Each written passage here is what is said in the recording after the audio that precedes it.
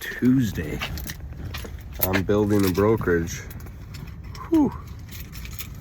It is cold out here. Getting my morning started in the office. You know, I had thoughts of getting back into a workout routine. Just say that hasn't happened yet. I know that I have a lot of emails to send.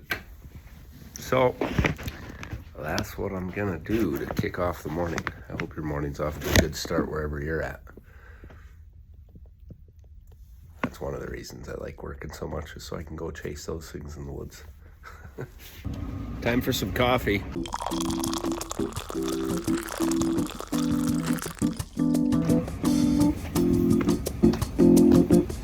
I just leased that space over there, temporary, January through April. Pop-up shop coming in soon.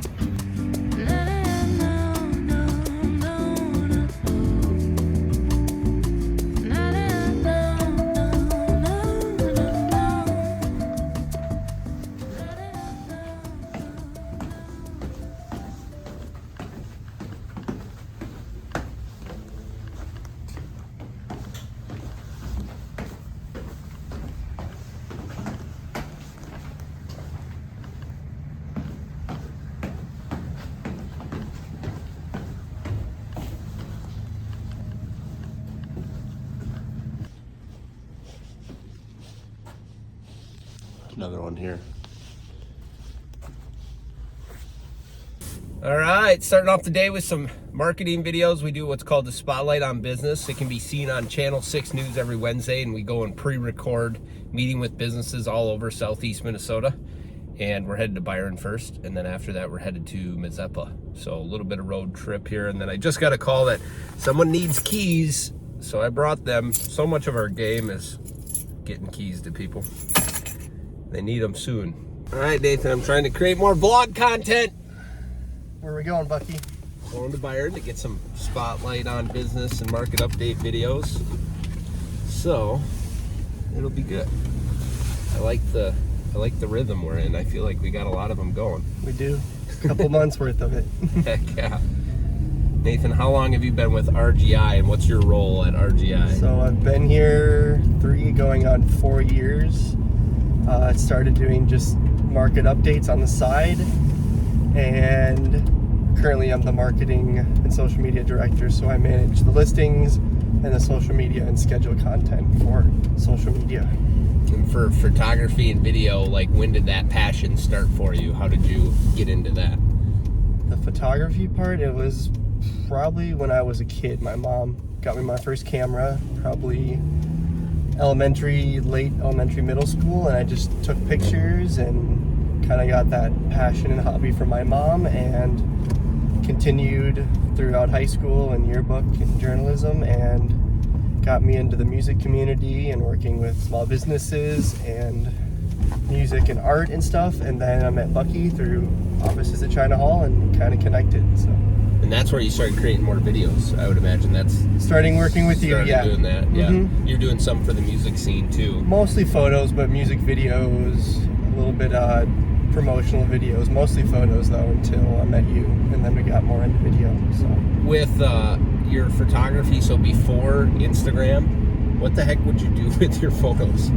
Like, that's funny thinking about before Instagram. So when you're taking photos, what are you doing with them? When I was in high school, and there was Instagram when I was in high school, and before that, I would probably say when I had like an old school like point and shoot camera, we would just go to like Walgreens or something and print those pictures, and then I would just kind of hold on to them or give them as gifts to people. That's cool. Yeah. And then did you ever have like a photo album? Do you remember doing that? I don't have an album, but I have a box, like a box of photos. A little memento box, I guess you'd call it. And That's just has cool. Pictures of all sorts and kind of vacation stuff. I think my mom though made a vacation booklet out of all of our a photo book with pictures that we took on trips and stuff. So, but most of that stuff was put on Facebook. I got into photography with sports and stuff through my dad. We were traveling and meeting baseball players and getting autographs and stuff, and that kind of got me into more of that entertainment stuff, and it kind of just pushed me more to not just put stuff on Facebook, but put it on Instagram, and eventually, what else? A little bit of YouTube stuff and interviews and stuff like that. Well, and what's cool to think is like Facebook, when it was first created, was more so for just connecting with people. But yeah, it certainly became a way of sharing your art form, and then obviously that transitioned to them buying Instagram.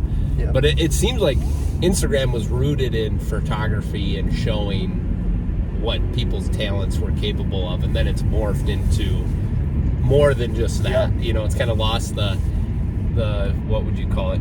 The niceness of photography, of like trying to make your photo. Not that there aren't a lot of great photos on there, but it's become more of a content platform for many forms of video and storytelling. Yep. Now, so forth. Reels and stuff, definitely in the last 5-10 years, more video focused on Instagram, that's for sure. I always love once in a while going back on my Instagram and like looking at the first photos. Like I try, you know, because of the way the platform was, like I tried to make good photos, you know, like the angle and the light, and like, you know what I mean? And then it's slowly transitioned into like, all right, I'm just putting out content, not that some are nice looking and some are not. I'm glad you say that. I do that a lot. I go back and look at old photos from not just my personal page, but like photography on my portrait account, and just kind of like looking back and just thinking of those times and just not knowing where it was going to go, and then seeing where it's seeing how it transitions. That is cool. Yep. It's fun. What was your first Instagram post? Oh man, that's a great question. I feel like if I look back, it was probably at my desk taking a photo of, so I had this little office downtown Rochester, and we called it the glass box, and there were these block windows like you see them usually in basements and such, and then I took a photo of it because I thought it looked cool with like the sun coming through, and I think I even called it the glass box, if I had to guess. Are you gonna go look for it? I'm gonna look for it right now. You're gonna have to scroll a long time. Yeah, that I think, I wish I could go back to that mindset of like, where was I thinking about Instagram and being like, this is kind of fun, let me do this, what is this? And how I heard about it, that would be another question of like, I wonder how I heard about Instagram. Yeah, that's a good question. I think a lot of people started with MySpace and then got into Tumblr, and then eventually Tumblr, and just that trendy VSCO kind of style kind of morphed into Instagram. Yep. And I rocked VSCO for a while. I always disliked I had to pay every year, so. VSCO you pay for? Yeah, I'm pretty sure. Oh. Yeah, I'm pretty sure you do. I did it for quite some time, but. Speaking of old photos, this right here is from one of my early shoots with Bucky before we were structuring and scheduling content. We were just shooting on the go, just like you said, and... Basement of the Marrow. Is that Marrow? Yeah, basement of the Marrow, trying to measure... Oh my gosh. We were trying to measure the ceiling height for a cooler, yeah. And that's one thing, and Gary Vee talks about it, like document over create. So like that's me saying, hey Nathan, take a photo of like the documentation of us measuring this so we have it for the future and remember back when. Still scrolling. Yeah, it's taking a while. Speaking of looking back, this microphone, we used to have a handheld microphone. You can't really see it, but it was like a handheld recorder. Oh yeah. Remember that big old microphone? Yeah.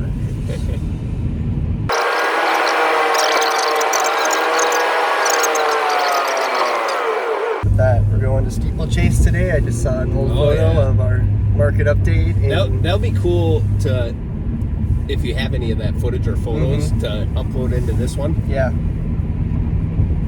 So Justin, who owns Steeplechase, went to high school with him, and he's created this ski hill, more than just a ski hill. It actually closed down at one time, and he restarted it and bought it. But he's also created it into a venue, and I heard someone talking about it the other day, and they said it was a really nice venue that has a ton of bookings out into the future. So it'd be good to get back out there and feature his business. He partnered with the skate shop downtown. They brought like ski rails and stuff, and smart. Dylan kind of repainted and sanded and kind of improved as a collaboration for snowboarding and such and skiing. Yeah. I think I saw he had a whole bunch of those rails in the parking lot as he was like sanding them and painting them and all that at the detail shop. Yeah. And we're getting to Byron. So we're meeting with Josh, who I helped find his location. He has a diesel mechanic shop, Just Performance of Byron, Minnesota. It'll be fun learning more about his history and business, and he's definitely one that enjoys the diesel engine and has worked on all sizes from huge trucks to smaller trucks. And yeah, entrepreneur just getting rolling here in Byron, so it'll be fun to meet him. What was this building before it came on? So I knew it always as vacant. There hadn't been a business operating out of it from what I recall. I knew of the building because I knew the owner, Tronson Oil, and he used it as like a storage / office. So Josh did refinish the inside with metal and made it look a lot nicer and habitable. So yeah, that's kind of fun in commercial real estate when you get the opportunity to take a building that hadn't been occupied and turn it into a business. So it wasn't on the market. I kind of always knew about it. When he started looking, he was having a heck of a time finding a space, and it was cool to connect the dots. And we'll have to hear it from him, but I think it was well over a year before he found a spot. Wow. And he was trying. He was hustling to try to find a spot. Look at that. You got it? 2012, April 5th. The right. Focus Room. Ah, I called it. I told you. Yep. Window panes. Yep. Yeah. So that was in my office, and like I just liked the look of that, how the light was coming through. Yeah. Man, I can't remember. What was my second post? Treadmill. Let's see. The current. No, that's not a treadmill, is it? I think it's just a the picture of the radio. Doesn't look like. Oh, it's in your truck or something. That's why. Yep. Gotcha. Show everybody to see that. Yeah. Again, I don't know. Must have thought it looked cool. Me playing around with that. Yeah. All right, last one. What was my third one? It was a picture of the city from a neighborhood. It's kind of dark, but it's like a Okay. city shot. Maybe in fancy. Then Bucky with a glass of water in the office, half full. All right, we are here. All right.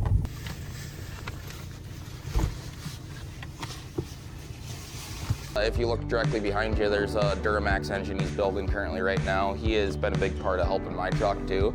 And we're kind of just in the area to do very quality emissions on diesel work. We are with Beyond Just Performance, and we have Cassandra Carlucci, we have Brandon Jetski, and Josh Schaefer. And so how did this idea all come to be? Have you guys like just come up with this idea out of thin air, or have you been in the business? Tell us a little more. Brandon has owned his own business. It takes a lot. There's a lot of overhead to, circum a shop of this size, and then finding a location is near impossible. And with your help, Bucky, you've made it possible. When we got this building, it was pretty much bones. So we had to do all the insulation and the tin and the electrical and everything ourselves.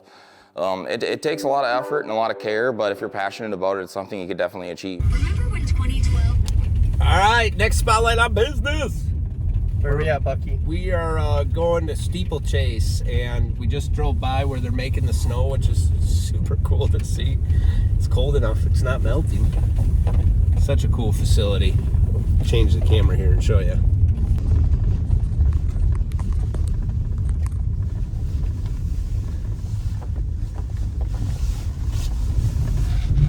Rock and roll.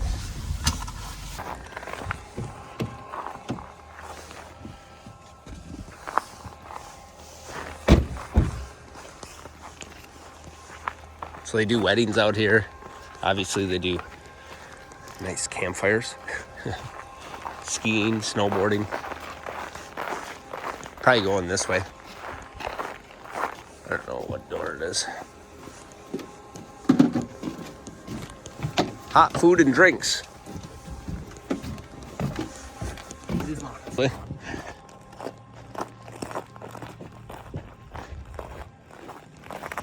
Don't slip. Oh yeah, here we go. Snowmobiles.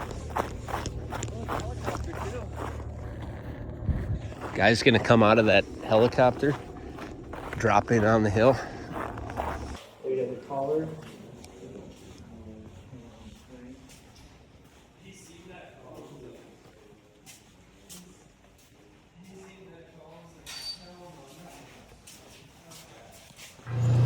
You got something over, they got some family land.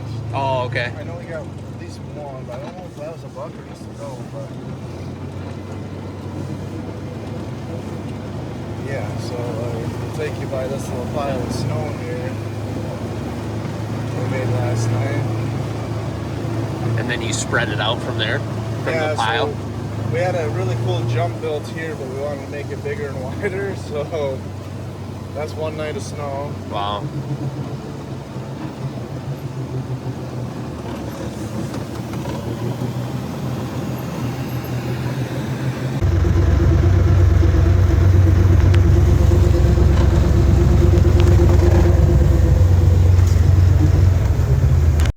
That was fun, wasn't it? It was a little chilly, a little cold. Next year when we do it, you're gonna have to remember, oh yeah, we're going to a ski hill and it's 10 degrees outside. I should Yeah. wear some gloves. This time I brought a hat. I know we came here like 2 years ago and it was Oh yeah, it was so cold, but we're Minnesotan, we're used to the cold. Yeah. Oh, turn up that heat. And the heated seats. Yeah. Okay, back to the office. What do you got to do the rest of the day? First, I'm gonna eat this city market sandwich. I missed that from being downtown.